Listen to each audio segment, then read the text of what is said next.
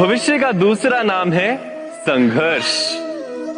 हृदय में आज इच्छा होती है और यदि पूर्ण नहीं हो पाती तो हृदय भविष्य की योजना बनाता है।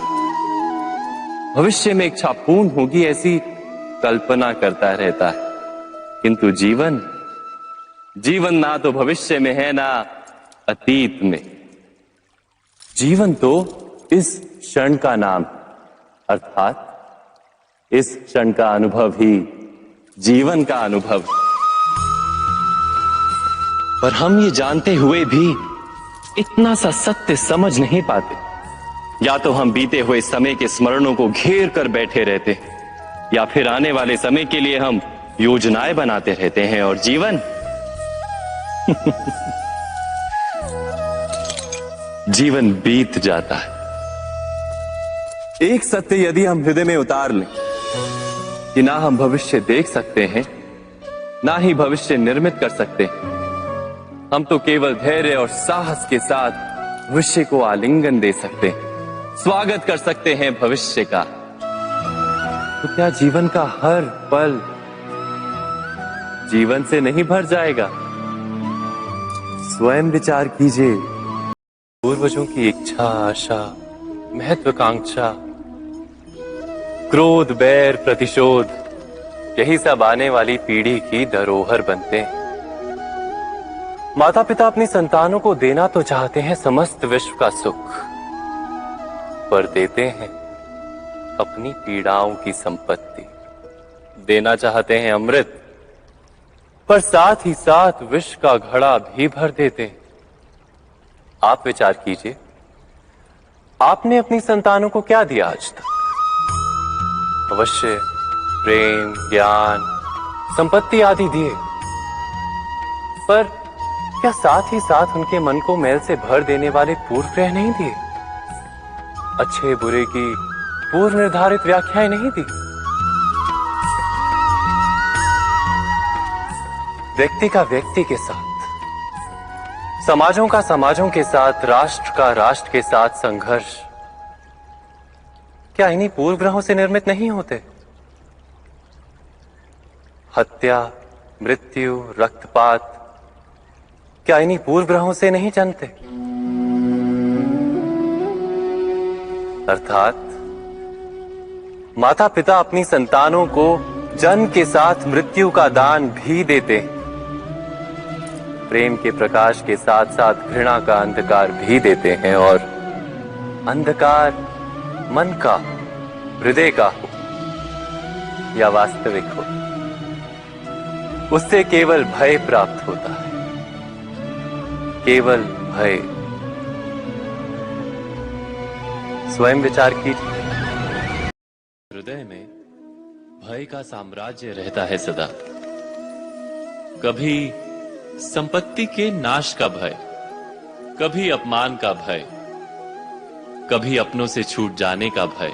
इसीलिए भय का होना सबको स्वाभाविक ही लगता है। क्या कभी विचार किया है, जो स्थिति अथवा वस्तु भय को जन्म देती है, क्या वहीं से वास्तव में दुख आता है? नहीं, ऐसा तो कोई नियम नहीं। और सबका अनुभव तो ये बताता है कि भय धारण करने से भविष्य के दुख का निवारण नहीं होता। भय केवल आने वाले दुख की कल्पना मात्र ही है, वास्तविकता से इसका कोई संबंध नहीं है। तो क्या ये जानते हुए भी कि भय कुछ और नहीं, केवल कल्पना मात्र ही है, इससे मुक्त होकर निर्भय बन पाना क्या बहुत कठिन है? अवश्य विचार कीजिएगा।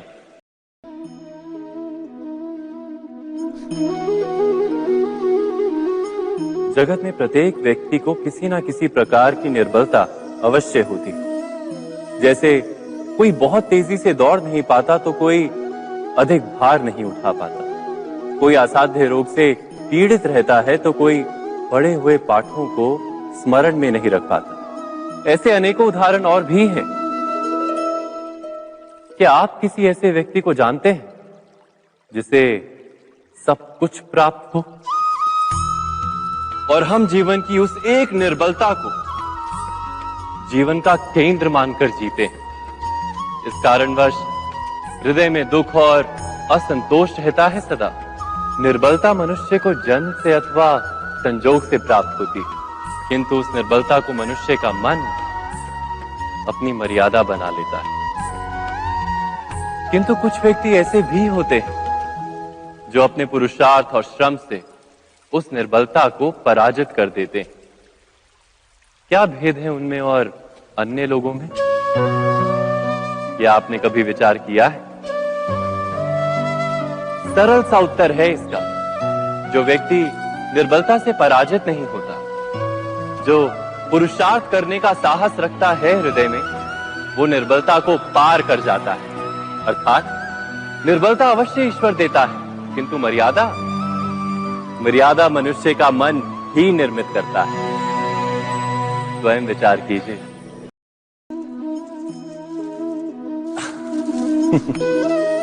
मनुष्य के सारे संबंधों का आधार है अपेक्षा।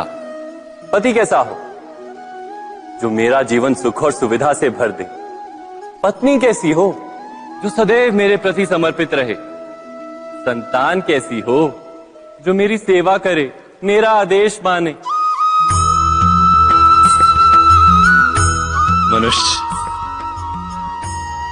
मनुष्य उसी को प्रेम भी कर पाता है जो उसकी अपेक्षा पूर्ण करता है। और अपेक्षा की तो नियति है भंग होना। कैसे? क्योंकि अपेक्षा मनुष्य के मस्तिष्क में जन्म लेती है। कोई अन्य व्यक्ति उसकी अपेक्षाओं के बारे में जान ही नहीं पाता। पूर्ण करने की प्रामाणिक इच्छा हो तब भी कोई मनुष्य किसी की अपेक्षाओं को पूर्ण नहीं कर पाता, और वहां से जन्म लेता है संघर्ष। सारे संबंध संघर्ष में परिवर्तित हो जाते।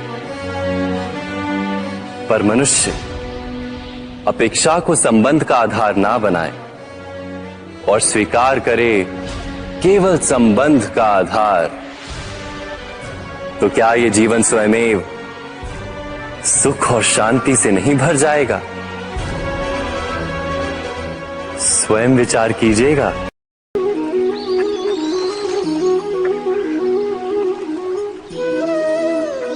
समय के आरंभ से ही मनुष्य को एक प्रश्न सदा पीड़ा देता है